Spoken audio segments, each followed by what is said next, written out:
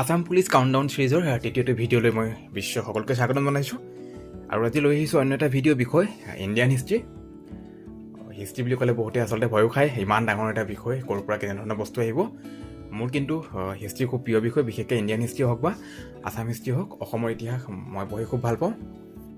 গতিকে আজি ভিডিঅ'টোত ভাৰতীয় ইতিহাসৰ বিষয়ে গুৰুত্বপূৰ্ণ কেইটামান ইভেণ্ট অন্তৰ্ভুক্ত কৰি ভিডিঅ'টো প্ৰস্তুত কৰিছোঁ আশা ৰাখিছোঁ ভিডিঅ'টো শেষলৈকে চাব আৰু ভিডিঅ'টো আপোনালোকক জবৰদস্ত পৰীক্ষাত সহায় কৰিব মই নিশ্চিত ৰূপত ক'ব পাৰোঁ গতিকে আগবাঢ়িছোঁ আজি ভিডিঅ'লৈ ফাৰ্ষ্ট কুৱেশ্যন প্ৰাচীন ভাৰতত সৰ্বমুঠ 16খন মহাজন পদ আছিল সেইসমূহৰ ভিতৰত বৃহৎ আৰু শক্তিশালী মহাজন পদখন হ'ল এ অৱন্তী বি গান্ধাৰ চি কম্বোজ ডি মগধ আৰু ইয়াৰ শুদ্ধ উত্তৰটো হৈছে অপশ্যন চি মগধ প্ৰাচীন ভাৰতত সৰ্বমুঠ 16খন মহাজন পদ আছিল আৰু সেইসমূহৰ ভিতৰত বৃহৎ আৰু শক্তিশালী মহাজন পদখন হ'ল মগধ আৰু ইয়াৰ ৰাজধানী আছিলে পাটলিপুত্ৰ আৰু মগধৰ ৰজা আছিল বিম্বিসাৰ গতিকে এক্সাম পইণ্ট অফ ভিউৰ পৰা মহাজন পদখিনি গোটেইখিনি চাব লাগে কিন্তু আটাইতকৈ গুৰুত্বপূৰ্ণখন হ'ল Magadh next question number 2 Maurya সম্ৰাট চন্দ্ৰগুপ্ত মৌৰ্যৰ ৰাজত্বত এই পণ্ডিতজনে দেশৰ আৰ্থ-সামাজিক ৰাজনৈতিক প্ৰতিৰক্ষা আদিৰ বিষয়ে উপদেশ দি অৰ্থশাস্ত্ৰ নামৰ এখন গ্ৰন্থ লিখিছিল উক্ত পণ্ডিতজনৰ নাম কি option A Vishnu Sharma option B Brahmagupta option C Chanakya আৰু অপশ্যন ডি কালিদাস আৰু ইয়াৰ ফাইনেল অপশ্যনটো হ'ল অপশ্যন চি চাণক্য কৌটিল্য বা বিষ্ণুগুপ্ত বুলিও জনা যায় ৰাজনৈতিকবিদ দাৰ্শনিক অৰ্থনীতিবিদ কৌশল নিৰ্ধাৰক আছিল তেওঁ যিয়ে ৰাজনীতিৰ ওপৰত এক কালজয়ী গ্ৰন্থ লিখিছিল অৰ্থশাস্ত্ৰ সংস্কৃত লিখা হৈছিলে আৰু মৌৰ্য সাম্ৰাজ্যৰ সময়ত লিখা হৈছিলে অৰ্থশাস্ত্ৰ হৈছে শাসন সামৰিক ৰণনীতি ৰাজনীতি অৰ্থনীতি ন্যায় আৰু শাসকসকলৰ কৰ্তব্যৰ বিষয়ে লিখা আটাইতকৈ পুৰণি কিতাপ গতিকে অৰ্থশাস্ত্ৰত গোটেই কথাখিনি আছে দেশ এখন কেনেকৈ শাসন কৰিব লাগে কেনেকৈ টেক্স ল'ব লাগে সৈন্য বাহিনী কেনেকৈ পৰিচালনা কৰিব লাগে গতিকে এক্সাম পইণ্ট অফ ভিউৰ পৰা এইটো এটা খুব গুৰুত্বপূৰ্ণ টপিক নেক্সট কুৱেশ্যন নম্বৰ 3 তেওঁ ৰূপী নামৰ মুদ্ৰা প্ৰচলন কৰিছিলে 1539ত তেওঁ চৌচাৰ যুদ্ধত দ্বিতীয় মোগল সম্ৰাট হুমায়ুনে পৰাস্ত কৰিছিলে আৰু এই সুৰবংশ ৰজাজনৰ নাম কি অপশ্যন এ শিৱাজী option B Sher Shah option C Rana Pratap option D Tipu আৰু ইয়াৰ শুদ্ধ উত্তৰটো হৈছে অপশ্যন বি শ্বেৰশ্বাহ ভাৰতীয় ইতিহাসৰ অন্যতম এটা গুৰুত্বপূৰ্ণ আৰু ঐতিহাসিক চৰিত্ৰ যি আচলতে জিৰ'ৰ পৰা গৈ পিনি ইমান এজন ডাঙৰ ৰজা হৈছিলে যিয়ে মোগল সম্ৰাটক পৰাস্ত কৰিছিলে তেওঁ হ'ল শ্বেৰশ্বাহ আৰু শ্বেৰশ্বাহ জন্ম হৈছিলে 1472 চনত পাঞ্জাৱত তেওঁ দিল্লীত সুৰবংশ প্ৰতিষ্ঠা কৰিছিলে তেওঁ মোগলক খেদি সুৰবংশ প্ৰতিষ্ঠা কৰিছিলে আৰু তেওঁ ৰূপৰ মুদ্ৰা ৰূপী প্ৰচলন কৰিছিলে যিটো আমাৰ ভাৰতীয় পইচা কেতিয়াও ৰূপী বুলি কয় আৰু এই ৰূপী নামটো তেওঁৱে দিছিলে আৰু তেওঁ গ্ৰেণ্ড ট্ৰাংক ৰোড নিৰ্মাণ কৰিছিলে যিটো ভাৰতবৰ্ষৰ অন্যতম এটা পুৰণা ৰাস্তা আৰু এটা সৰ্ববৃহৎ এটা ৰাস্তা ভাৰতবৰ্ষৰ অন্যতম এটা ৰাস্তা হয় গতিকে গ্ৰেণ্ড ট্ৰাংক ৰোড তেওঁ নিৰ্মাণ কৰিছিলে যিটো চৰকী আজম বুলি কোৱা হয় আৰু তেওঁ আৰু এটা বস্তু প্ৰচলন কৰিছিলে সেইটো হ'ল ঘোঁৰাৰ জৰিয়তে তেওঁ ডাক ব্যৱস্থা প্ৰচলন কৰিছিলে যিহেতু এটা সময়ত ডাক ব্যৱস্থা পাৰ চৰাই চিঠি পত্ৰ দিয়া পদ্ধতি আছিলে কিন্তু তেওঁ ঘোঁৰাৰ জৰিয়তে ডাক ব্যৱস্থা প্ৰচলন কৰিছিলে লগতে 1539 চনত চৌচাৰ যুদ্ধত তেওঁ দ্বিতীয় মোগল সম্ৰাট হুমায়ুনক পৰাস্ত কৰিছিলে প্ৰিয় ভিউৱাৰ্ছসকল মই যিসকল ভিউ আছে নতুনকৈ চেনেলটোলৈ আহিছে তেওঁলোকক অনুৰোধ জনাইছোঁ চেনেলটো ছাবস্ক্ৰাইব কৰিব আৰু লাইক কৰিব আৰু যিসকলে পৰীক্ষাৰ কাৰণে প্ৰস্তুতি চলাই আছে আপোনালোকৰ বন্ধু বান্ধৱী তেওঁলোকক ভিডিঅ'টো শ্বেয়াৰ কৰিব যিহেতু আপোনালোকক সহায় পালে আমাৰ নতুন ভিডিঅ' কৰিবলৈ আমি ইনস্পায়াৰ হওঁ যিমানে বেছি ভিউৱাৰ্ছ বাঢ়ে সিমানে ভিডিঅ' বেছিকৈ কৰাৰ নতুন টপিকত কৰাৰ মানে ইণ্টাৰেষ্টটো বাঢ়ি গৈ থাকে গতিকে মই আশা ৰাখিছোঁ আপোনালোকে চেনেলটো ছাবস্ক্ৰাইব কৰিব লাইক কৰিব শ্বেয়াৰ কৰিব আৰু লগতে বিশ্বাস ব্লগ ফেচবুক পেজত আপোনালোকে ফ'ল' কৰিব পাৰে আৰু যদি কিবা অসুবিধা থাকে কাৰোবাৰ জিকে সম্পৰ্কীয় যিকোনো তথ্য পাতিৰ কাৰণে মেছেজ কৰিব পাৰে আমি যিমান দূৰ পাৰোঁ আপোনালোকক সহায় কৰিবলৈ প্ৰস্তুত আছোঁ নেক্সট কুৱেশ্যন নম্বৰ 4 বৰ্তমান ৰিজাৰ্ভ বেংকৰ দ্বাৰা প্ৰচলিত 10 টকীয়া কাগজী নোটত থকা ঐতিহাসিক কীৰ্তিচিহ্নটোৰ নাম কি অপশ্যন এ কৰ্ণাকৰ সূৰ্য মন্দিৰ অপশ্যন বি ৰাণিকা ভাৱ অপশ্যন চি অজন্তা গুহা ডি সাঁচিৰ স্তূপা গতিকে এক্সাম পইণ্ট অফ ভিউৰ পৰা এইটো এটা খুব দৰকাৰী প্ৰশ্ন আৰু 2018 চনত সেই সময়ৰ পুৰণা 20 টকীয়া মুদ্ৰাখনত নোটখনত কোনটো ছবি অংকিত হৈ আছিলে বুলি APSC প্ৰিলিমছৰ এটা প্ৰশ্ন আহিছিলে গতিকে এক্সাম পইণ্ট অফ ভিউৰ পৰা যদি হিষ্ট্ৰীত এই বস্তুখিনি বিশেষকৈ কাৰেঞ্চিখিনিত কি বস্তু আছে কোনকেইটা ভাস্কৰ্য আছে কীৰ্তিচিহ্ন আছে এই কথাখিনি আমি চাব লাগে আৰু ইয়াৰ শুদ্ধ অপশ্যনটো হ'ল কৰ্ণাকৰ সূৰ্য মন্দিৰ আৰু মই আপোনালোকক জনাই থওঁ যিহেতু এই কাৰেঞ্চিখিনিত যিখিনি ঐতিহ্যস্থলীৰ নাম আছে এইবিলাক প্ৰায়বিলাক ৱৰ্ল্ড হেৰিটেজ চাইট হয় 10 আছে ছান টেম্পল, যিটোক 1986ত ৱৰ্ল্ড হেৰিটেজ চাইট ঘোষণা কৰিছিলে ইউনেস্কোৱে। 20 টকীয়া নোটখনত আছে ইলোৰা কেভ, ইলোৰা গুহা, যিটোক ৱৰ্ল্ড হেৰিটেজ চাইট ঘোষণা কৰা হৈছিল 1983 ইউনেস্কোৱে। আৰু 50 টকীয়াখনত আছে হাম্পি টেম্পল, কৰ্ণাটক, 1986, যিটো ইউনেস্কোৱে ঘোষণা কৰিছিলে ৱৰ্ল্ড হেৰিটেজ চাইট। আৰু 100 টকীয়াখনত আছে ৰাণিকা ভাৱ, গুজৰাটত আছে। ৰাণিকা ভাৱ 2014 চনত ইউনেস্কোৱে হেৰিটেজ চাইট ঘোষণা কৰিছিলে। লগতে 200 টকীয়াটোত আছে চাঞ্চিকা স্তূপা, এইটো বুদ্ধ ধৰ্ম এটা মনুমেণ্ট হয়, মৌৰ্য যুগত ইয়াক নিৰ্মাণ কৰা হৈছিলে। আৰু এইটো ৱৰ্ল্ড হেৰিটেজ চাইট কৰিছিলে 1989ত। আৰু 500 টকাটোত আছে, আপোনালোকে সকলোৱে জানে, ৰেড ফৰ্ট, এইটো 1639ত নিৰ্মাণ কৰা হৈছিলে আৰু ইউনেস্কোৱে 2007 চনত ঘোষণা কৰিছিলে। গতিকে হিষ্ট্ৰী বুলি ক'লেও আমি এটা কথা চাব লাগিব, জিকেৰ যিকোনো বিষয় কাৰেণ্ট টপিকৰ লগত কেনেকৈ ৰিলেশ্যন আছে এইটো আমি চাব লাগিব। হিষ্ট্ৰী হওক, পলিটিকেলেই হওক, ইকনমিক্সেই হওক, যেনেকৈ ইকনমিক্সৰ লগত বাজেট, কাৰেণ্ট এফেয়াৰ্ছ, হিষ্ট্ৰীৰ লগত ৱৰ্ল্ড হেৰিটেজ চাইটখিনি, এনভাইৰমেণ্টৰ লগত বৰ্তমান যিখিনি পলিচি লৈছে চৰকাৰে। গতিকে আমি প্ৰতিটো টপিকক কাৰেণ্ট এফেয়াৰ্ছৰ লগত বৰ্তমান কি চলি আছে তাৰ লগত লিংক কৰিব লাগিব। আৰু তেতিয়া আপোনালোকে চাব যিকোনো পৰীক্ষাত আপোনালোকে পাছ কৰিব খাটাং, কাৰণ কাৰেণ্ট এফেয়াৰ্ছৰ লগত প্ৰতিটো বিষয়ক লিংক কৰিব পৰাটোৱে এই পৰীক্ষা পাছ কৰা আটাইতকৈ ডাঙৰ যাদু, টেকনিক। নেক্সট কুৱেশ্যন লগতে মই লগতে এইটো কোণাৰ্কৰ সূৰ্য মন্দিৰটোৰ বিষয়ে দুআষাৰ আপোনালোকক কৈ লওঁ। এই মন্দিৰটো ব্লেক পেগোডা বুলি কোৱা হয়, কোণাৰ্কৰ সূৰ্য মন্দিৰটো। আৰু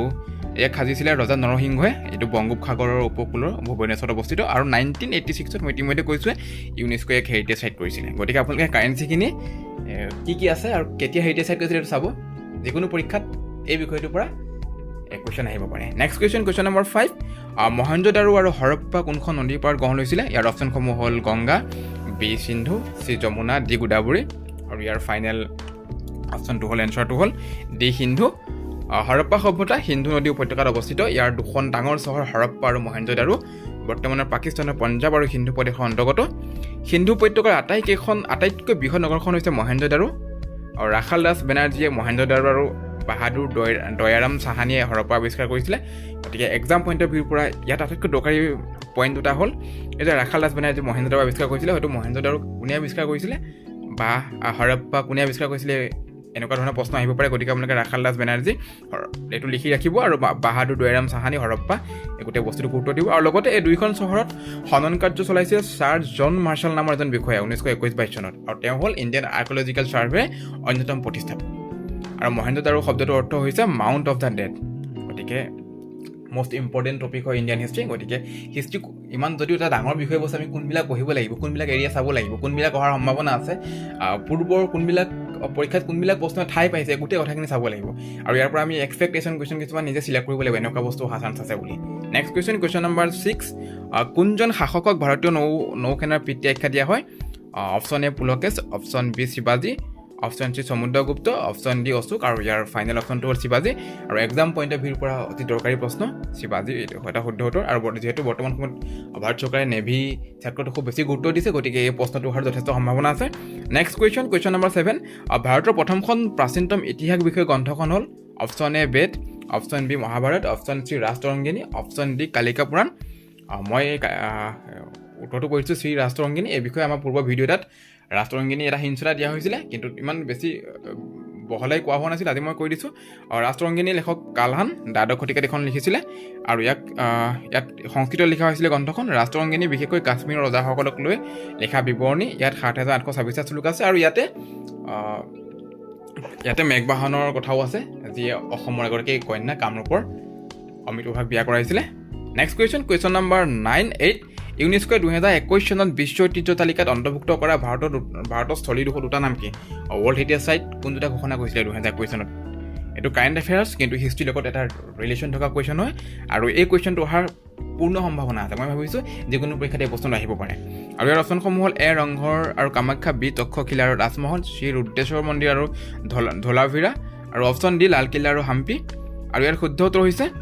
অপশ্যন চি ৰুদ্ৰেশ্বৰ মন্দিৰ আৰু ধোলাভিৰা। আৰু আপোনালোকৰ সুবিধাৰ্থে কিছুমান এক্সট্ৰা মই এড কৰি দিছোঁ। আৰু তেলেংগানা ৰাজ্যত অৱস্থিত ৰুদ্ৰেশ্বৰ মন্দিৰক ৰামাপ্পা মন্দিৰ বুলি জনা যায়। শাসক ৰুদ্ৰদেৱ আৰু ৰেচাৰলা ৰুদ্ৰৰ অধীনত কাকতীয়ান বংশৰ ৰাজত্বত ৰুদ্ৰেশ্বৰ মন্দিৰ নিৰ্মাণ কৰা হৈছিলে। আৰু এইটো 2021 চনত ইউনেস্কো হেৰিটেজ চাইট ঘোষণা কৰা হয়। এইটো ভাৰতবৰ্ষৰ 39 নম্বৰ হেৰিটেজ চাইট হয় আৰু নেক্সটটো হ'ল ইউনেস্কোয়ে গুজৰাটৰ ধোলাভিৰাৰ হৰপ্পা চহৰক ভাৰতৰ 40তম বিশ্ব ঐতিহ্য স্থান হিচাপে ঘোষণা কৰিছিল আৰু এইটো ভাৰতৰ হিন্দু সভ্যতাৰ প্ৰথম আৰু প্ৰাচীন স্থান ইণ্ডাছ ভেলী চিভিলাইজেশ্যনৰ 49তম চাইট হয় আৰু এইটো আটাইতকৈ পুৰণি হয় আৰু লগতে কৈ থওঁ আৰু এই চাইটটো ডালভিৰা চাইটটো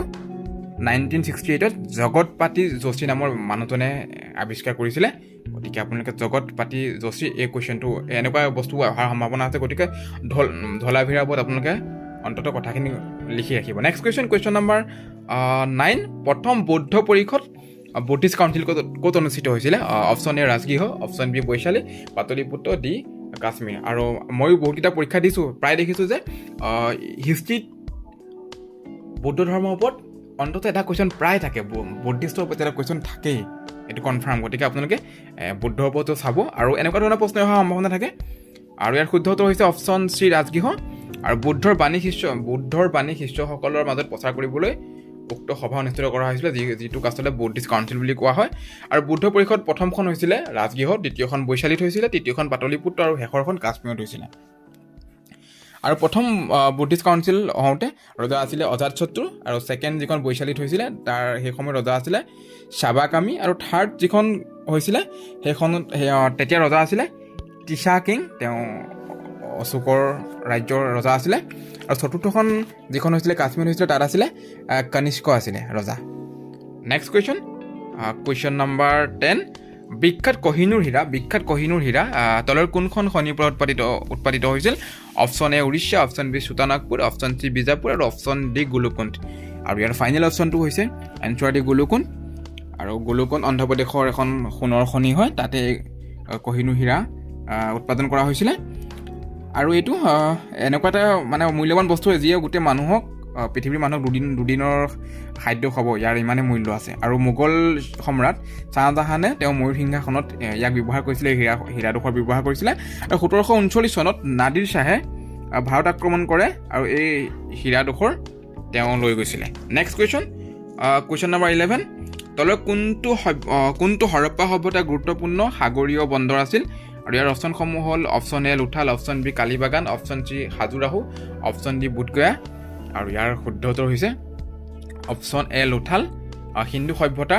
ইণ্ডাছ ভেলী চিভিলাইজেশ্যনৰ কেইবাটাও ধ্বংসাৱশেষ আৱিষ্কাৰৰ বাবে লোথাল বিখ্যাত লোথাল সবৰমতী গুজৰাটৰ সবৰমতী নদী আৰু ইয়াৰ উপনদী ভাগুৱাৰ মাজত অৱস্থিত আৰু 2014 চনতে ৱৰ্ল্ড হেৰিটেজ চাইটে লোথালক নমিনি লৈছিলে ৱৰ্ল্ড হেৰিটেজ চাইট কৰিবৰ কাৰণে কিন্তু এতিয়ালৈকে তেওঁলোকে ডিক্লেয়াৰ দিয়া নাই গতিকে এক্সাম পইণ্ট অফ ভিউৰ পৰা আজি 11টা প্ৰশ্ন অত্যন্ত গুৰুত্বপূৰ্ণ প্ৰশ্ন আৰু খুব নিৰ্বাচিত এৰিয়াৰ পৰা প্ৰশ্নকেইটা অনা হৈছে মই আশা ৰাখিছোঁ আপোনালোকে এই প্ৰশ্নকেইটা জনাৰ পিছত বা আজি বিষয়বস্তু জনাৰ পিছত আপোনালোকৰ অলপ হ'লেও কনফিডেঞ্চটো বাঢ়িব পৰীক্ষা দিবৰ কাৰণে গতিকে আপোনালোকে চাই থাকিব কুইজিং অসম আৰু আপোনালোকৰ পৰীক্ষাৰ আগমুহূৰ্তলৈকে আসাম পুলিচ কাউণ্টডাউন ফিজটো আমি আগবঢ়াই নিম যাতে আপোনালোকৰ পৰীক্ষাত খুব ভালকৈ সুখ্যাতিৰে উত্তীৰ্ণ হয় আপোনালোকৰ যিটো আকাংক্ষিত লক্ষ্য 2022 চনত আপোনালোকৰ সপোন সাকাৰ হওক গতিকে এই উদ্দেশ্যেৰে ভিডিঅ'সমূহ প্ৰস্তুত কৰি আছোঁ মই আশা ৰাখিছোঁ এই ভিডিঅ'সমূহ আপোনালোকক যথেষ্ট সহায় কৰিব আৰু পৰীক্ষাত এনেকুৱা বিষয়বস্তু আহিব অন্য বেলেগ বিষয়বস্তু নাহে যিকে যদিও এটা বহুত ডাঙৰ বিষয়বস্তু এইটো ইমান বেছি ভয় খাব নালাগে